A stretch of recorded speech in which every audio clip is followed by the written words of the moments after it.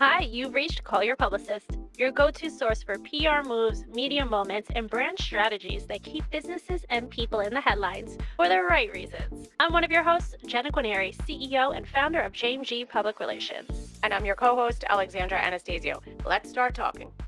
Last time we talked Sydney Sweeney and American Eagle's denim drama. Most recently, Gap shook things up with KATSEYE, a rising global girl group, showing how brands are pivoting from celebrities to emerging talent with real fan power, the same kind of influence we're seeing on RushTok. Let's dive in. We know I love denim.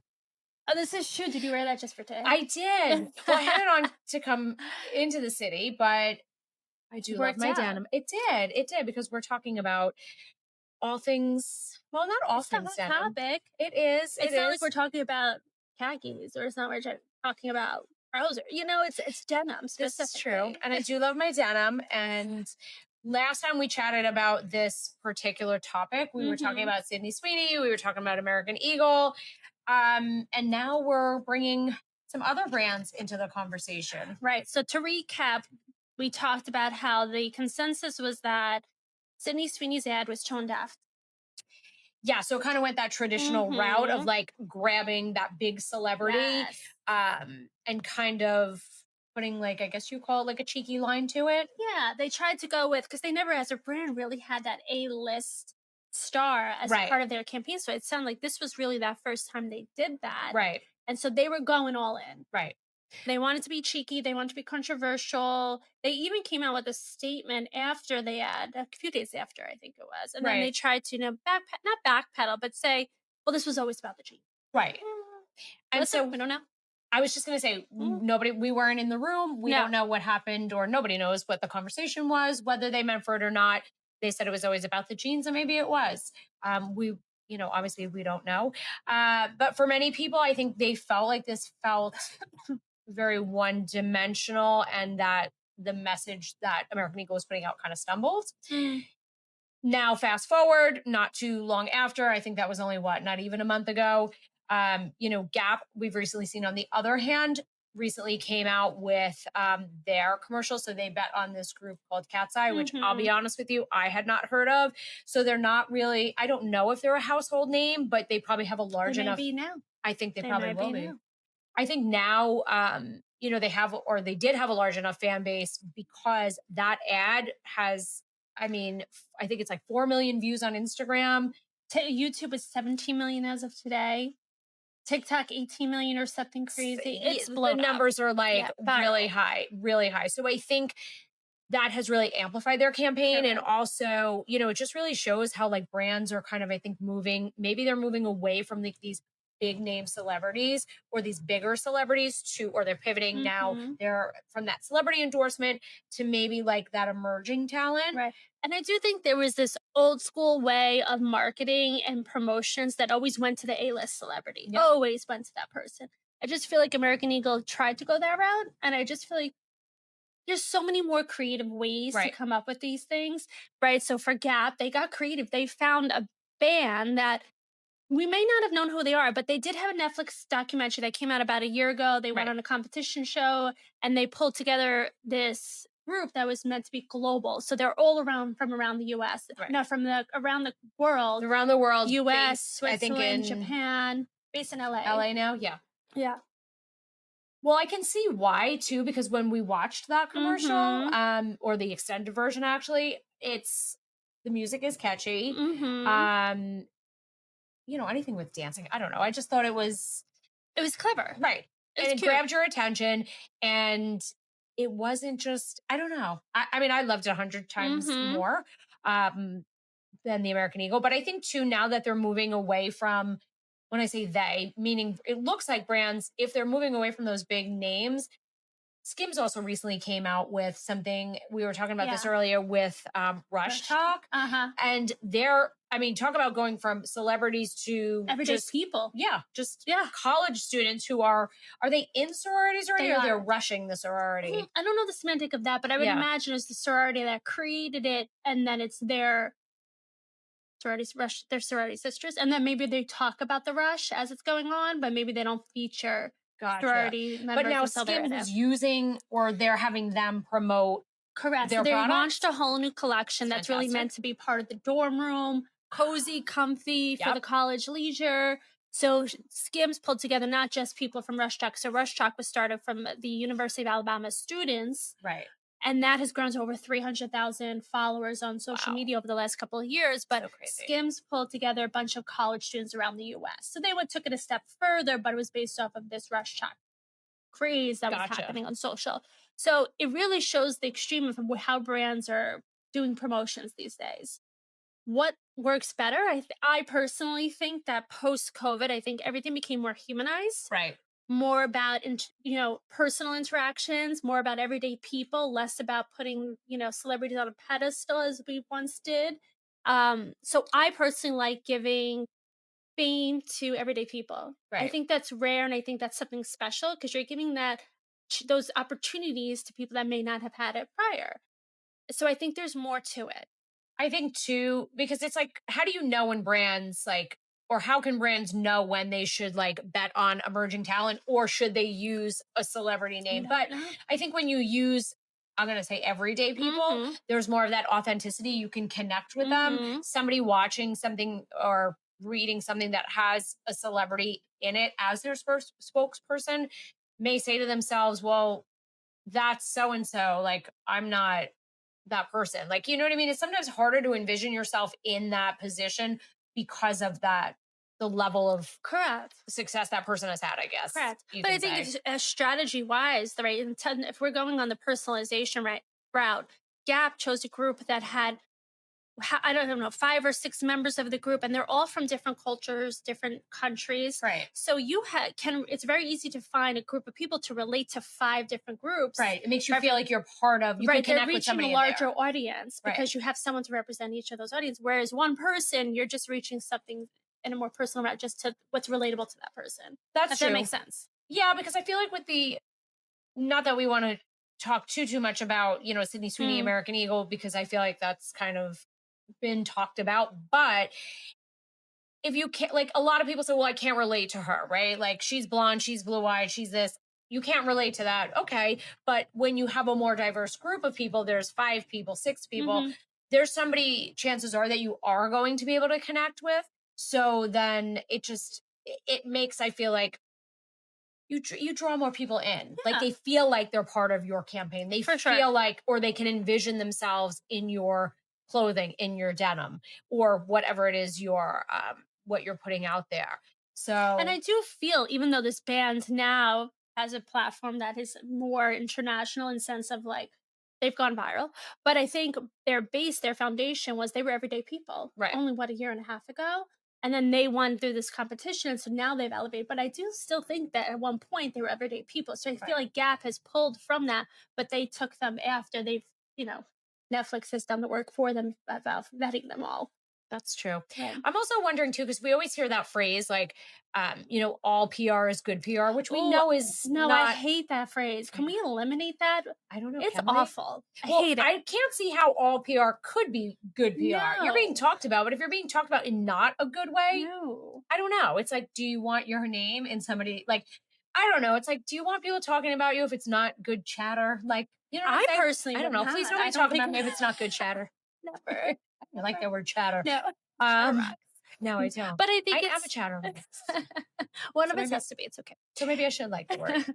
But I think there's something to the PR. All PR is not good PR. It's because, I mean, if you're saying something bad and you're not doing good things that deserves the popularity, why should you be in the news doing something bad and then get praised the next day? Right. You know?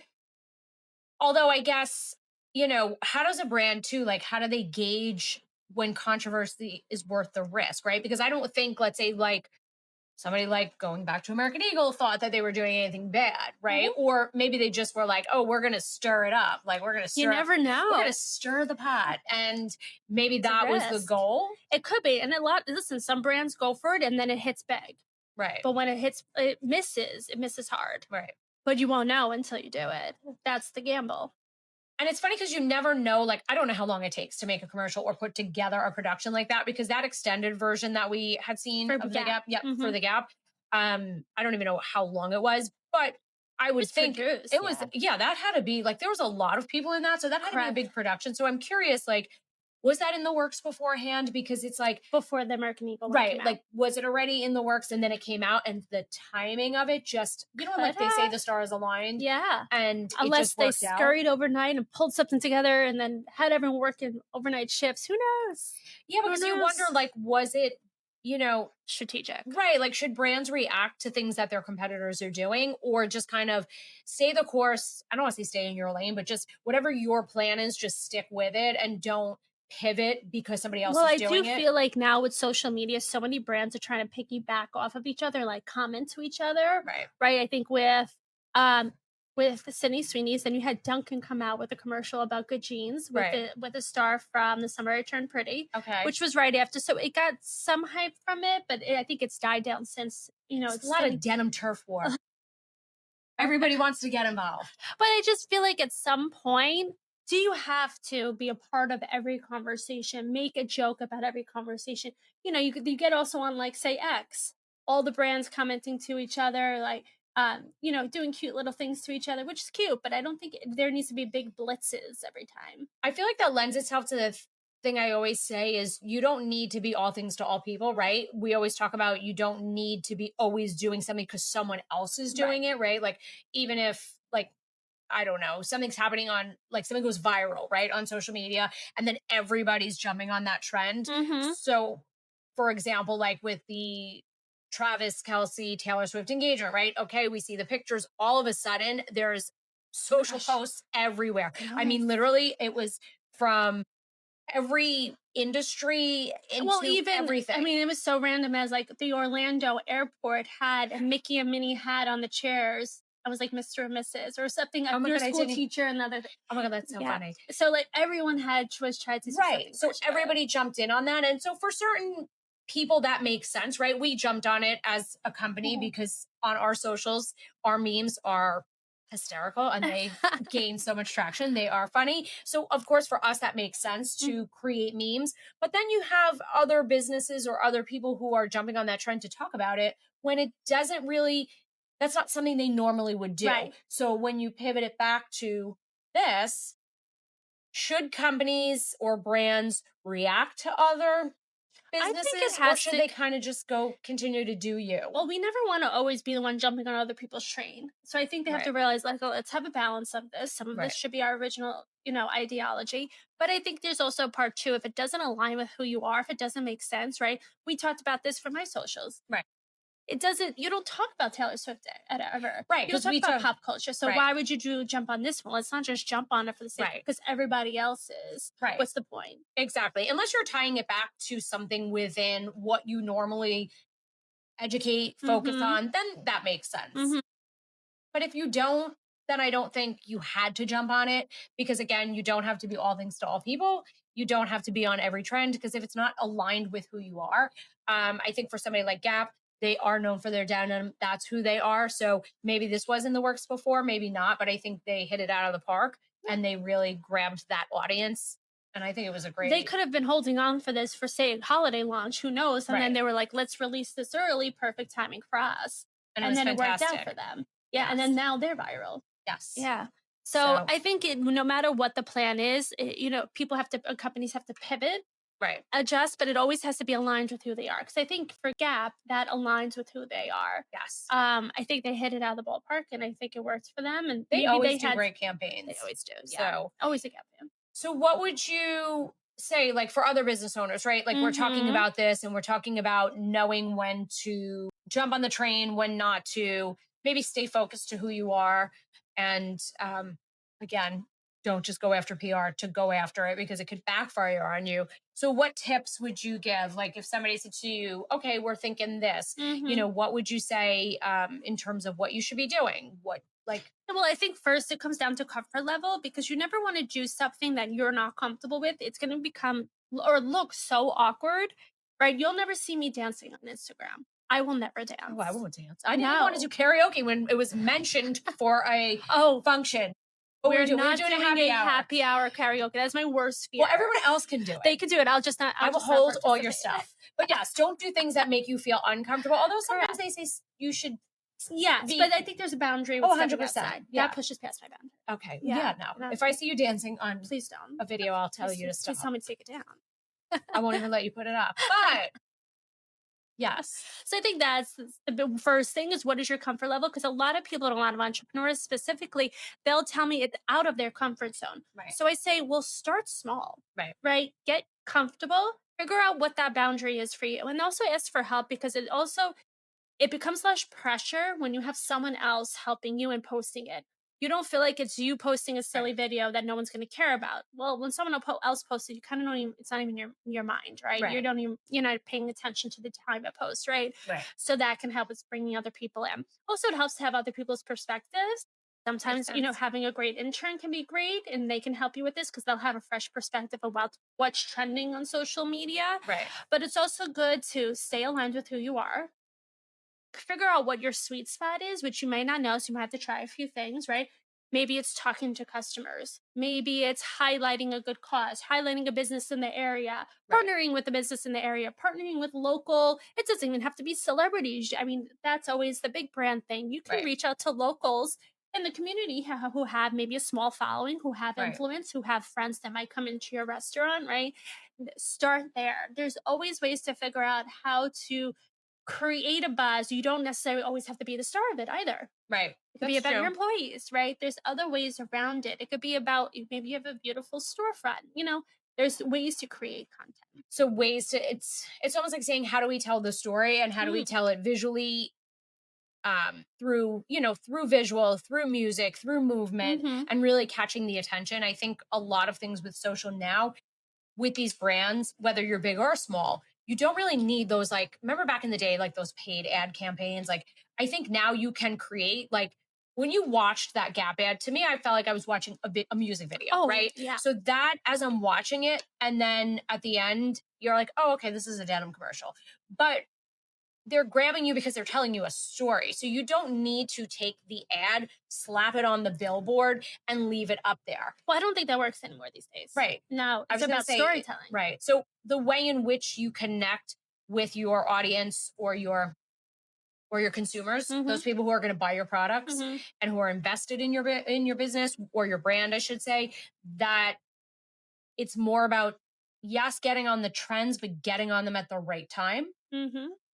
Or being the trendsetter. There's nothing wrong with setting the trend. That's true. That's true. We love to be those people as well, if you can find it. That's true. Yeah. And then obviously measuring the success of that, right? Yes. Like how do you, because again, we talk about not all PR is good PR. So don't say, oh, well, people were talking about me. That's not how you measure success. No, not at all. You don't want to be the restaurant that got put in the newspaper for the wrong reasons. And then you put out a message like, oh, PR is good PR. No, let's not. Let's try to keep our morals high. Stand with who you are, and then people will line up for you too. That's true. And then I guess too, if you're using social media as your platform, right? It's not just those paid ads. You're kind of, like diverting away. Yeah, I couldn't get out of the word out of my mouth. You're diverting away from the paid ads, and you're going more with those visuals. Yeah. I guess then it becomes, what's the engagement? What are the shares? Who's watching this? Like Gap, it's off the charts, right? So people are watching it. The watch time. What's being said about it? What's the sentiment? Because I always say that too. Like, sentiment's so important. And so if you're looking at what people are saying, you want to make sure what they're saying is good, because that is the good PR. And also the fan participation, right? Because when you have, people on TikTok recreating your video or parts of your video, because for that Gap ad, if you go on TikTok, you see people doing the dance. They're doing the dance, right? So you hit it out of the park. But there's one other thing that I've recently heard of, and I was like, wait a second, I don't really know if I understand it.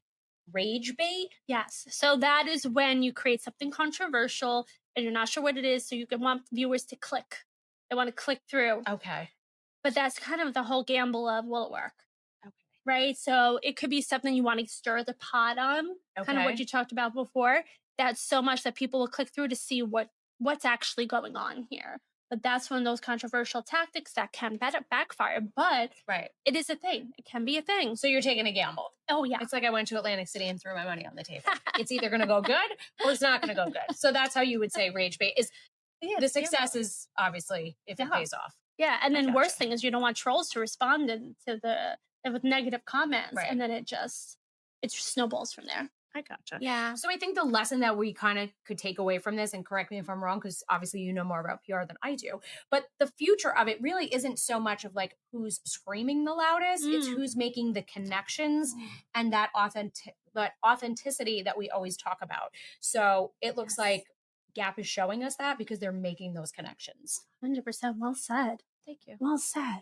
I think that's a great way to close this out. So I'd love to know what everyone else's feedback is on these topics. Yep. Let us know. RushTok, Gap, Sydney Sweeney, American Eagle. Let us know your feedback below. And then otherwise follow us on social media and give us a like. Thank you.